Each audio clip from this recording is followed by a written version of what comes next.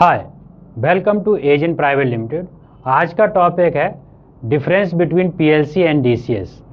PLC एक individual process को control करने के लिए यूज की जाती है, जबकि डीसीएस एक लार्ज प्रोसेस को कंट्रोल करने के लिए यूज की जाती है। तो जैसे पीएलसी का डिस्कस करते हैं, तो जैसे पीएलसी एक सेक्शन है, ये 5 सेक्शन है, 1 2 3 4 5। मान लीजिए कोई ये एक शुगर प्लांट है, तो इसमें 5 सेक्शन है। जैसे सपोज ये मिल सेक्शन है, तो सेक्शन 1 मिल है। तो इस प्रोसेस को अगर हमको ऑटोमेटिक करनी है, तो इसमें जो भी प्रोसेस होती है उसको ऑटोमेशन करने के लिए क्या करेंगे, हम एक पैनल लगा देंगे पीएलसी का, और उसमें एक पीएलसी लगा देंगे। पीएलसी सेलेक्ट करेंगे कितने आईओज हैं, उसके अकॉर्डिंग कुछ हमने पीएलसी लगा देंगे। सपोज मैंने इसमें कोई कॉम्पैक्ट लॉजिक पीएलसी लगा दी, कॉम्पैक्ट लॉजिक्स पीएलसी L30ER। तो ये इसके जितने भी आईओज हैं, जो भी प्रोसेस कंट्रोल करने के लिए हैं, वो इसकी कनेक्शन सीधे पैनल में चले जाएंगे। यहाँ से जो भी मोटर हैं, पंप हैं या ड्राइव हैं, उन सब का जो भी कनेक्शन है वो पीएलसी पैनल में चला जाएगा। और पीएलसी पैनल में एक स्विच लगा हुआ है, ईथरनेट स्विच, उससे हम पीसी कनेक्ट कर देंगे, और यहाँ से हम अपनी प्रोसेस को इंडिविजुअली कंट्रोल कर सकते हैं। ऐसे ही अगर दूसरी प्रोसेस है, तो हमें फिर दूसरा पीएलसी पैनल लगाना पड़ेगा। सपोज ये पावर हाउस है,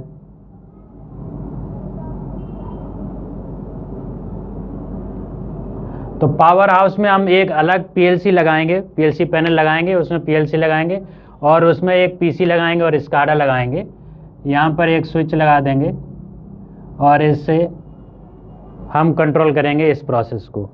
तो इंडिविजुअली इसको अलग से प्रोसेस कंट्रोल कर रहे हैं, इसको अलग से कंट्रोल कर रहे हैं। अब मान लीजिए कोई तीसरा सेक्शन है, ये मान लीजिए बॉइलिंग हाउस है।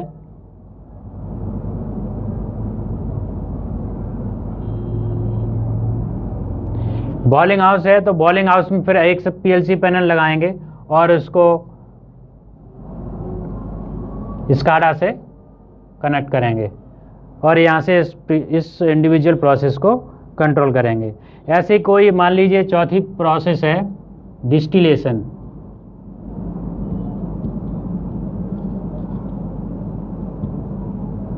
इस प्रोसेस को भी इंडिविजुअली करने के लिए हम क्या करेंगे, एक पीएलसी पैनल लगाएंगे और स्काडा लगा देंगे, और यहाँ से जो भी आईओज हैं वो यहाँ से पीएलसी पैनल में आ जाएंगे, और पीएलसी पैनल से हम अपना स्काडा कनेक्ट करके अपना इंडिविजुअली प्रोसेस को कंट्रोल करेंगे। ऐसे ही कोई 5वां सेक्शन है, मान लीजिए ये इथेनॉल का प्लांट है, तो इसमें भी हम एक पीएलसी पैनल लगा देंगे और इसके सारे आईओज इसमें कनेक्ट हो जाएंगे, और यहाँ पर स्काडा लगा देंगे। तो ये जितने पीसी लिखे हैं, ये मतलब इंडिविजुअली सेपरेट प्रोसेस को कंट्रोल करेंगे स्काडा के थ्रू। तो इसके एक तो ये बेनिफिट होता है कि मान लीजिए कोई प्रोसेस ये पीएलसी ख़राब हो गई, तो बाकी प्रोसेस के सभी के इंडिविजुअल पीएलसी हैं, तो वो प्रोसेस अपनी काम करती रहेंगी। सिर्फ ये प्रोसेस में इफ़ेक्ट आएगा, बाकी चलते रहेंगे। लेकिन इसमें सभी के लिए पीसी अलग चाहिए, स्काडा सॉफ्टवेयर अलग चाहिए, और सभी के लिए पैनल अलग चाहिए और पीएलसी अलग चाहिए। तो इस तरह से हम ये पीएलसी बोले जाता है कि इंडिविजुअल सेक्शन को इंडिविजुअली कोई प्रोसेस है उसको इंडिविजुअली कंट्रोल करें। अब जैसे सपोज यहाँ L30ER लगा दिया, इसके जितने भी आईओज हैं इस सेक्शन के इस पीएलसी पैनल में आ जाएंगे, और इसको इंडिविजुअली कनेक्ट करके कंट्रोल कर सकते हैं। अब मान लीजिए ये प्रोसेस 2 है, तो इसमें कोई हमने मान लीजिए अगर ये प्रोसेस बॉइलिंग हाउस की पावर हाउस की है, तो इसमें भी हमें कॉम्पैक्ट लॉजिक लगा दिया। मान लीजिए इसमें L24 लगा दिया,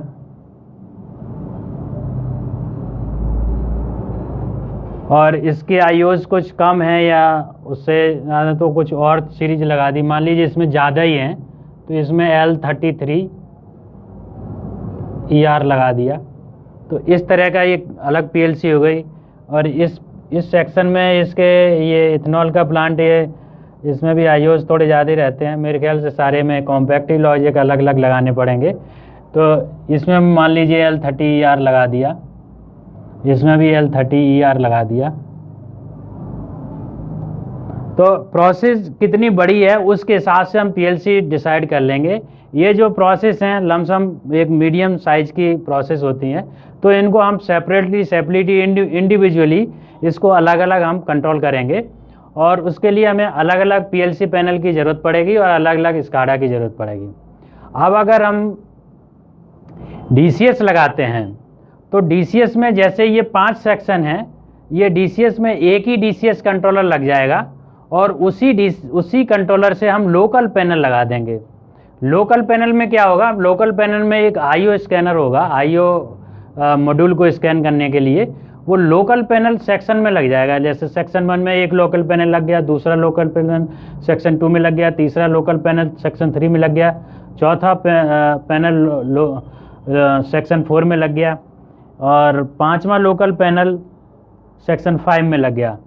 तो ये सेक्शन वही है। सपोज ये मिल है और ये पावर हाउस है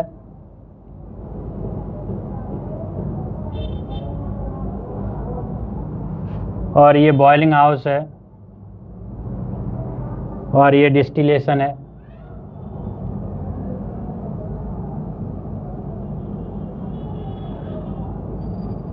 और ये इथेनॉल प्लांट है।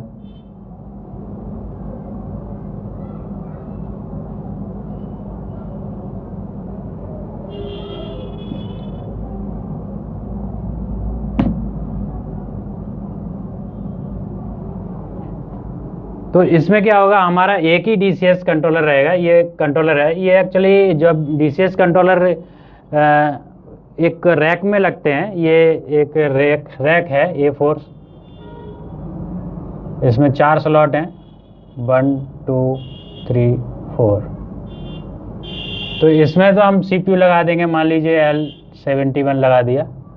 फिर ये इसमें एक ईथरनेट EN2T लगाएंगे जो कि हम PC को कनेक्ट करेंगे, PC का नेटवर्क डालेंगे। एक और लगा दिया जिसमें EN2T, जिसमें हम आईओस को कनेक्ट करेंगे। चौथा भी छोड़ देते हैं।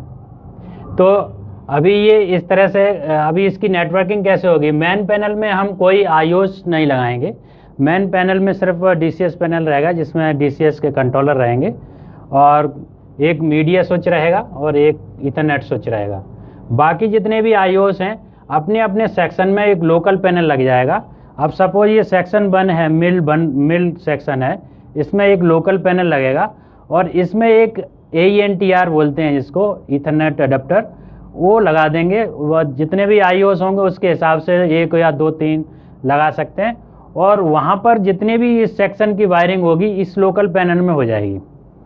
ऐसे ही सेक्शन 2 की लोकल पैनल में 2 में चली जाएगी। जितनी भी लोकली वायर हैं जैसे पंप हैं, बेल्ट हैं, मोटर हैं, वो सारी की सारी वायरिंग जो है इस लोकल पैनल में चली जाएगी। अब इस लोकल पैनल की जो कम्युनिकेशन है वो डीसीएस पैनल मेन पैनल में जाएगा। वो जैसे ये वाले जो सेक्शन है सेक्शन 1 2 और 3 4, ये सेक्शन सपोज मान लीजिए 70 मीटर या 50 मीटर की रेंज में ही है, तो इसको हम ईथरनेट नेटवर्क पे ले सकते हैं इजीली। तो मान लीजिए ये आपके 70 मीटर के अंदर ही हैं ये पैनल 1 2 3 4, तो इसको हम ईथरनेट पे ले सकते हैं। ईथरनेट पे लेने के लिए यहाँ से एक ईथरनेट केबल निकलेगी और इसमें एक स्विच लगा हुआ है, ईथरनेट स्विच। यहाँ से इसको कनेक्ट कर देंगे और लोकल पैनल में भी जो स्विच लगा है उसको यहाँ से कनेक्ट कर देंगे। ऐसे ही लोकल, ये तो सेक्शन है, लोकल 3 में कोई स्विच लगा है, ईथरनेट स्विच, उसको इस तरह से कनेक्ट कर देंगे और ये लोकल पैनल यहाँ पर मान लीजिए स्विच लगा है, एक यहाँ कनेक्ट कर देंगे।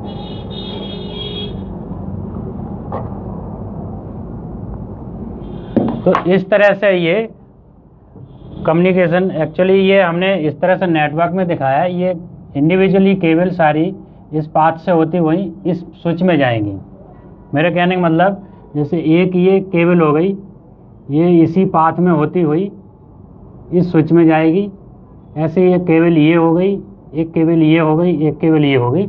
ये चारों केबल ऐसे इस पाथ में, ये मान लीजिए केबल बस है, डक्ट है, उसमें होती हुई यहाँ पर इंडिविजुअली कनेक्ट हो जाएंगे। यानी कि जितनी भी ईथरनेट केबल हैं वो स्विच में जाके कनेक्ट हो जाएंगे।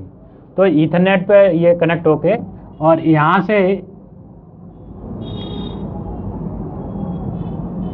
एक केबल निकलेगी, वो भी ईथरनेट स्विच में लग जाएगी। तो अभी क्या हुआ, जो इस EN2T से जो भी वायर आई इसमें चली गई और ये लोकल पैनल 4 के 4 यहाँ स्विच में कनेक्ट हो गए, तो इनकी नेटवर्किंग हो गई। अब ये मान लीजिए 5वां सेक्शन है इथेनॉल प्लांट, ये 200 मीटर या 500 मीटर या 1 किलोमीटर, सपोज 2 किलोमीटर डिस्टेंस पे है, तो यहाँ पर ईथरनेट केबल काम नहीं करेगी। तो इसके लिए क्या करना पड़ेगा, हमको यहाँ पर एक मीडिया कन्वर्टर लगाना पड़ेगा। साथ ही साथ हमें एक मेन पैनल में भी मीडिया कन्वर्टर लगाना पड़ेगा। और इस मीडिया कन्वर्टर से इस मीडिया कन्वर्टर यानी कि सेक्शन 5 में जो लगा हुआ है, वहाँ के बीच में हम फाइबर ऑप्टिकल केबल का नेटवर्क डाल देंगे। सपोज इसका नेटवर्क मैं यहाँ से दिखा देता हूँ। ये मीडिया कन्वर्टर से एक केबल आई, ये मीडिया कन्वर्टर है,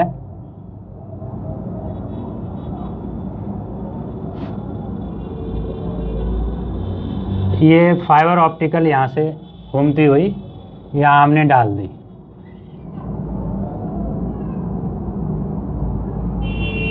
तो इस मीडिया कन्वर्टर से इस मीडिया कन्वर्टर में जो फाइबर ऑप्टिकल का नेटवर्क पड़ गया। अब यहाँ पर एक फाइबर है या 2 भी हो सकते हैं, बाकी ईथरनेट पोर्ट है इसमें। तो यहाँ से ये फाइबर से कन्वर्ट होके ईथरनेट से ये यहाँ से एक केबल इस स्विच में लग जाएगी।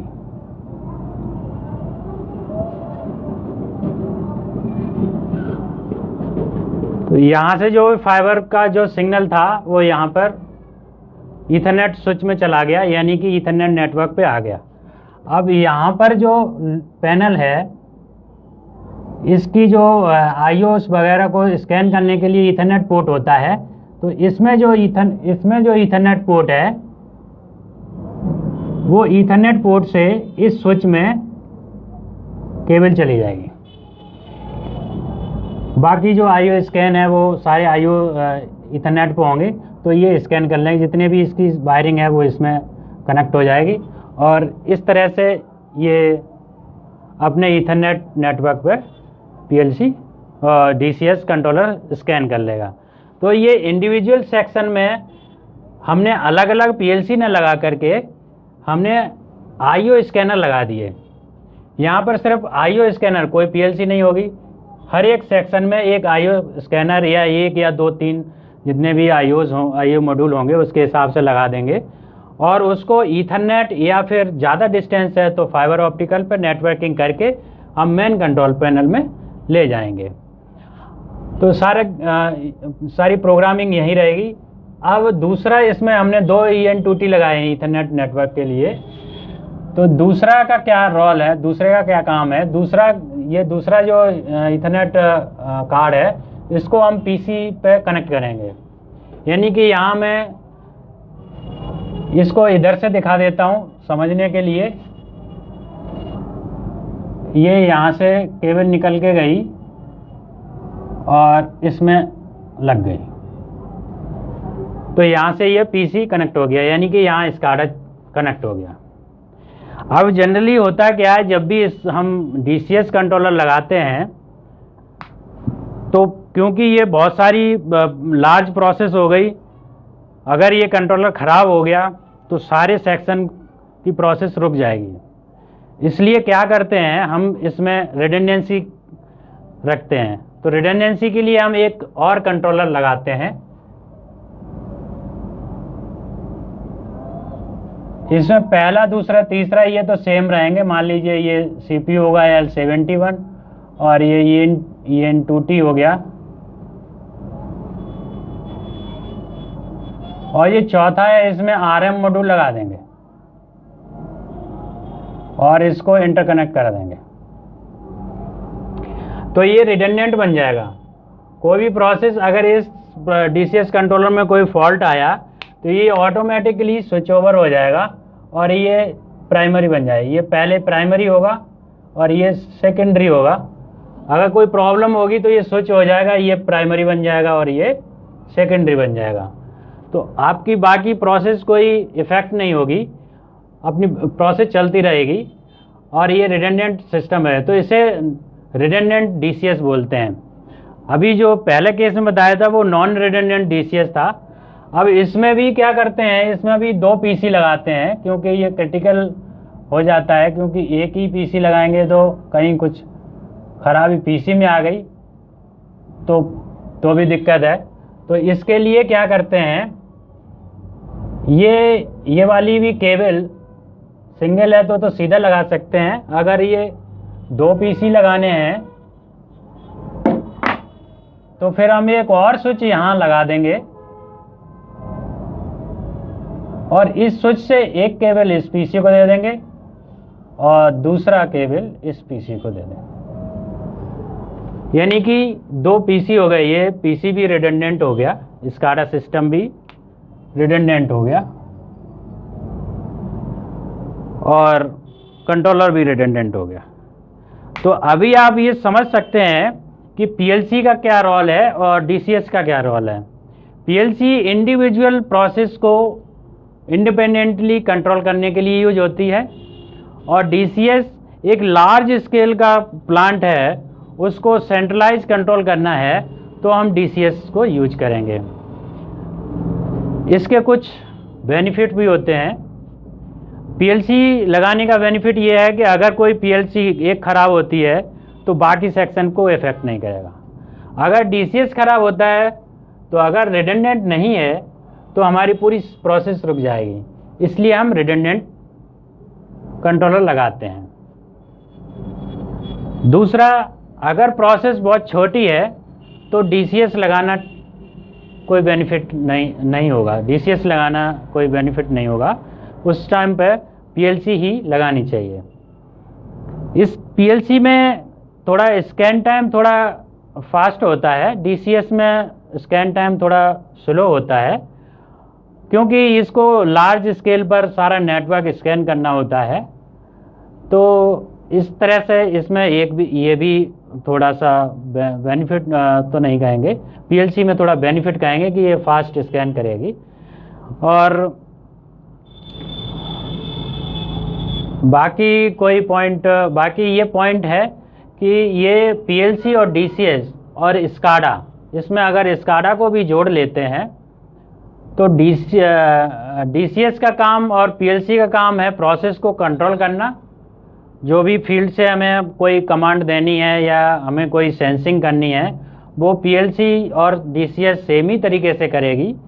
SCADA का काम है कि हमको कोई प्रोसेस को मॉनिटर करना है, साथ ही साथ अगर आपको कोई सेट पॉइंट चेंज करना है, कोई स्पीड चेंज करनी है तो उसके लिए हम SCADA यूज करते हैं।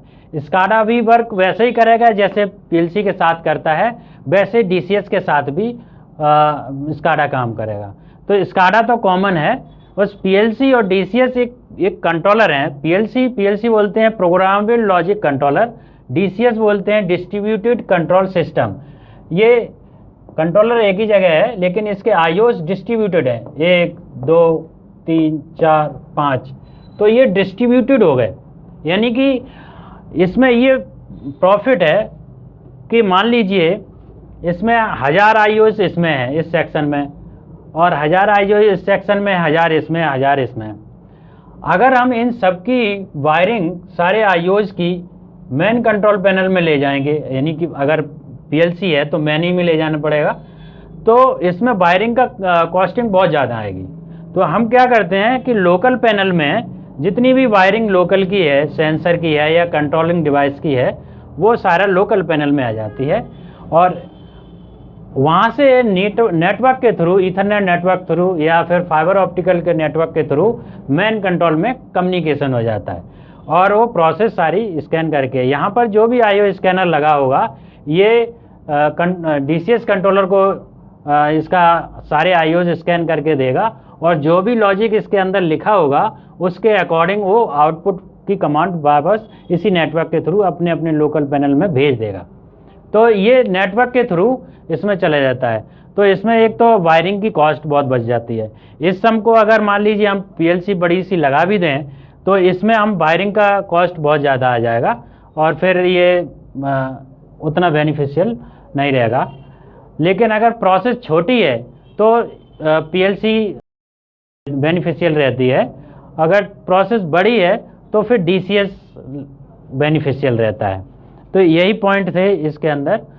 Thank you for watching our video. अगर आपको हमारा वीडियो अच्छा लगा तो लाइक, शेयर और सब्सक्राइब करें, साथ ही साथ बेल आइकन को हिट करें, और अगर आपका कोई डाउट है तो कमेंट में ज़रूर बताएं। Thank you.